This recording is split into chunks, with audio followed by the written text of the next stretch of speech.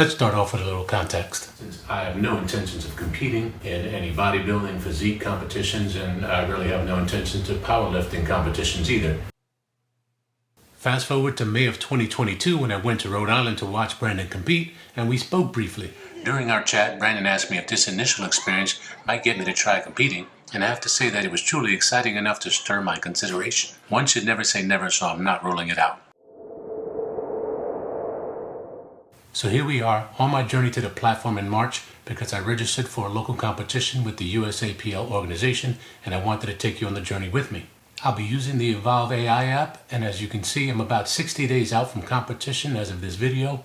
Previously, I was using the Juggernaut AI app, but found out about Evolve through a comment in one of Brandon's videos, and after investigating, I found that it's essentially the same thing at half the price, so I switched.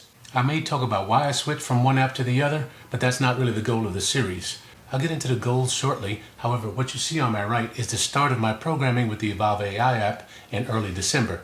Thankfully, it's starting me off on the heavier side because I'll need all the help I can get. So what are the goals of this series? Well, the goals will be to show my meet prep for the first ever live competition I participate in. Secondly, I'm going to talk about my progress using EvolveAI. Third, I'm going to show the meet and my results. And fourth, think about and perhaps discuss what I could potentially do better at a possible follow-up meet. Now, I'm not necessarily going to speak about the app and all of its ins and outs because Brandon has already done that with both Juggernaut and Evolve, and he's done an exceptional job with that.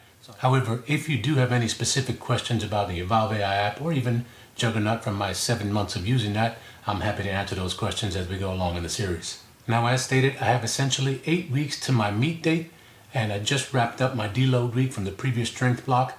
I start a new strength block tomorrow, which is 4 weeks, and then I move into a peak block of 4 weeks of that leading into the training.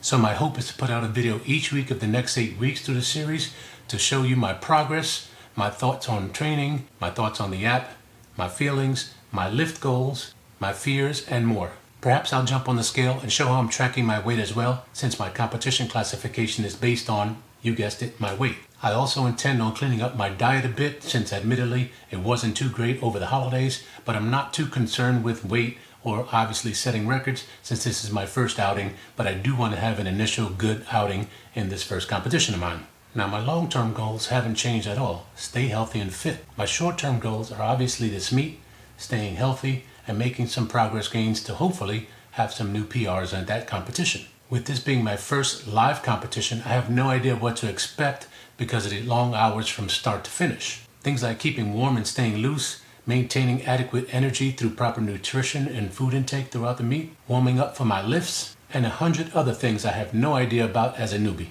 So next week I'll show some screenshots of my program and my ideal competition lift numbers. Bottom line is, I'm looking forward to having fun with it, and I hope you'll follow along and support this old guy because it's never too late to chase new goals.